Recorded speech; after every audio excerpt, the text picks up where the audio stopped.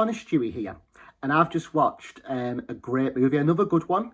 It's just come out this year, and it's called Freaky Tales, and it's a movie starring Pedro Pascal, Normani, I think her name is Normani, and she's a rapper, and it's got Tom Hanks in it, but Tom Hanks is more of a cameo, and it's got a few other people you'll recognise along the way.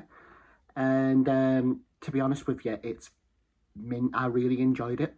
Now, I'm going to give you a disclaimer going in. It's an anthology movie, but it all links at the end. So don't, because I was questioning, did I go into the wrong movie? Because I saw the beginning of it and I was like, this is not what I thought. I didn't think it was the right movie to start with, but I wasn't mad because the movie was still good. But I was like, it takes a while before Pedro Pascal's in it.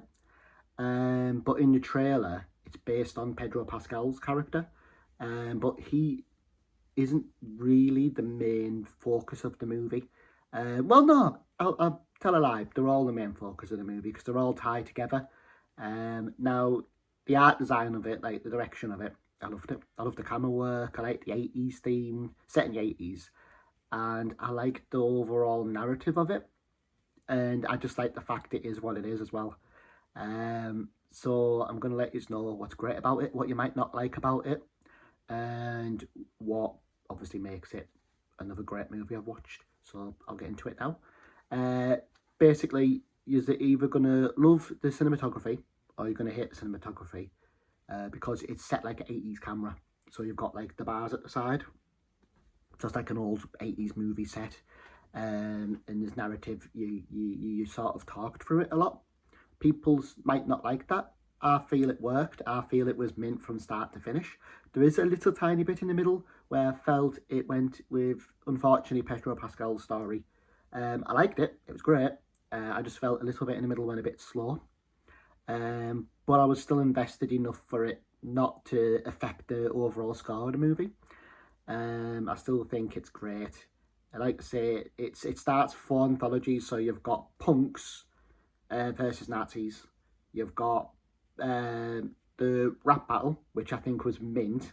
That's got Namadi in it. And another guy who's known for rapping. And then it's Pedro Pascal. And his character links with the Nazis. And so does the last guy. He definitely links with the Nazis. So it's basically about these 4 groups. Technically 5 if you include the Nazis. The 4 fighting the Nazis, but not throughout the whole movie. So it's the build up to, like, you see it straight away. You see a fight. It's not spoiling it. Don't worry. You see a fight. Like the Nazis crash the punks' rock party, just because why wouldn't they? And you know it's about the punks getting their revenge. This is the first section, so don't worry. And it's quite a cute short. It's quite nice. It's got some romance in there, and it's got some violence in there. Now, this is no means a horror movie, but it is gory. Like it's over the top gore too. So it's not like flat out. Oh no! Near the end, it goes gore. By that, you'll understand what I mean by the actual ending. But it is a gory movie, but it isn't just a slasher throughout the whole movie. So, like I say, the first shot is the punk one, and then we get to the rap battle. Now, usually I wouldn't have liked the tone it switched because it's gone to a rap battle that you could argue is pointless being in the movie. You could argue that doesn't really belong there. But for me, I enjoyed it, and I thought it was great, and I wasn't mad at it being there. Yes, it ties in with the Nazis. Yes, it ties in. But again, it's another one that you could take away and just have free. But for me, I like it there and I want it there. And a lot of people are going to feel the same. Just because she's a known singer as well, you will be like, yeah, I want more of that. And then we go to Pedro Pascal's character. And it's what the trailer says. He's pretty much like a guy who's sent out. There's kind of like a debt collector. And he set out to collect money for a guy, literally called The Guy. And it's basically showing you how it all links together to the final one. So we go to because it all based around that massive game in 1987, I think that's when it's set. There's a massive basketball game. It's all centered around that. I won't get into spoilers. I'll just let you know that it was very, like, I was going to say it blew me away then, but it did, yeah, oddly enough. Like, it was sort of like entertaining. I wasn't bored. I thought, oh, it's an anthology, so that's why I like anthologies though, because it always switches the formula up, and that's what this movie does, but it's still tied to the roots. That's where a few fail. So like a few anthology movies, like the ABCs of Death, sometimes fail for me because they don't all have an underlining tie-in together. Whereas you've got a movie like this one's a great one, and Scary Stories, where it's all tied together. It's separate stories, separate monsters. This doesn't have no monsters in, by the way. But it all ties to the same. And that's what this movie does well. It all ties to the same conclusion, we'll say. And I will just say straight up, there's certain bits in the movie where stuff will turn like a green colour. And there's a certain bit with Pedro Pascal's character who has a guy where, it's not a spoiler, I won't get into it, but let's just say a guy wrongs him. And there's a line up and he picked him out and he has like a tear and it's green. Like that's the theme of the movie. For me, I don't know, maybe it's because he's a key character.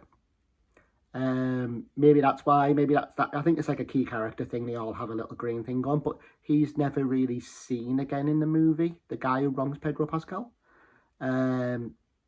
He's never seen again in this movie, and it kind of makes me think that was the only bit, like my only little nitpick bit with it, where it could have sort of had him, you know, we'll just say this, save Pedro Pascal. Now, with Pedro Pascal's character, I've got to let you know, I personally think that, obviously, we're going to like this, Last of Us obviously not ties in with this, but it gives me Joel vibes.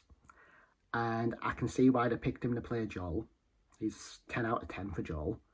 In this is how I think, put aside the Ellie, ignore Ellie, but this is how Joel's story arc should have been in The Last of Us 2. This is basically how the story should have been. In Joel's bit, just Pedro Pascal's bit, not the overall movie. That would have been a bit strange. Although I would have liked that, actually. Instead of Nazis, it was zombies. That would have actually been really good. Because that's my gripe with The Last of Us Part 2 as well, is the zombies aren't utilised like they could be. You could argue and say there's a few things, but it's too much with the story, and the story's just bad. Anyway, the reason I mentioned Last of Us 2 is because, obviously, the season's out. I played the beginning of Last of Us Part 2 game because I thought, oh, I might be a bit too harsh on it. I need a second playthrough. Abby's such a poorly written character. She's just, like, I even tell the missus, you know, we don't argue that Joel needs to die. The reason I'm going to skip forward here, it's why she kills him and all that. I don't think Joel should have died at all in The Last of Us. I personally think he should have done a fake death, which this movie sort of, you'll know what I mean when it concludes the movie. He's sort of, you know, something happens, let's just say in the movie where, you know, he's tied up. Let's just say that. I think that's how The Last of Us 2 should have been. And you'll know by the ending. It's not a spoiler, but it just should have been, imagine the main character at the end being Ellie rescuing Joel, with the baby there. I'll just say the baby. You'll know what I mean when you watch the end of it. It's exactly how The Last of Us should have been. For Joel's part, for Pedro Pascal's part of that movie. The rest of the movie, obviously, is mint. But actually, I wouldn't have minded that. But to be honest with you, he absolutely smashes it in this. And Tom Hanks is hilarious in this. We still don't get to know what the best movie is because he does a movie star and he goes through and you know he wants to know, like, obviously he's just a movie critic, and yeah, Tom Hanks is just about to tell him like what he thinks is the greatest movie of all time, and obviously gets cut off, and then Pedro Pascal comes back from wherever he was to ask Tom Hanks, and he said Tom Hanks about the movie, and the guy's like, oh, you know, he's left now, he's on his break. And we never see him again, except the blooper near the end. Also watch the end credits again, because it's just a little montage thing, but it's good. The song's catchy as well at the end.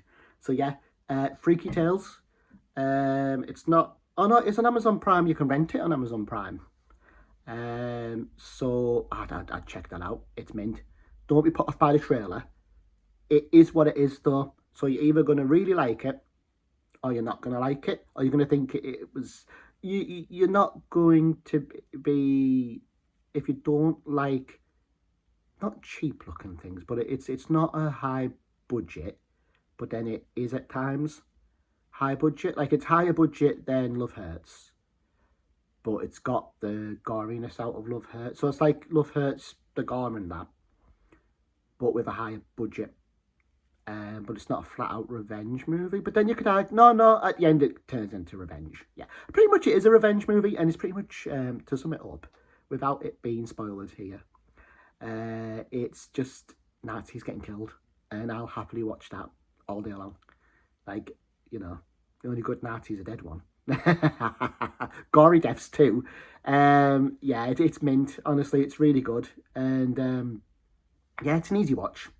And the ending of it all ties together really nicely. Like I say, the only gripe I've got with it is the certain character Pedro Pascal has in a lineup has the green thing too. Maybe it's because he's a key character, but he isn't because he doesn't get shown at all. But yeah, we'll see. Anyway, check it out. If you haven't seen it, definitely watch it. It's well worth watching, just for Pedro Pascal's performance. Like I said, again, give me Joel vibes and how it should have been. And also, the punks were really good too.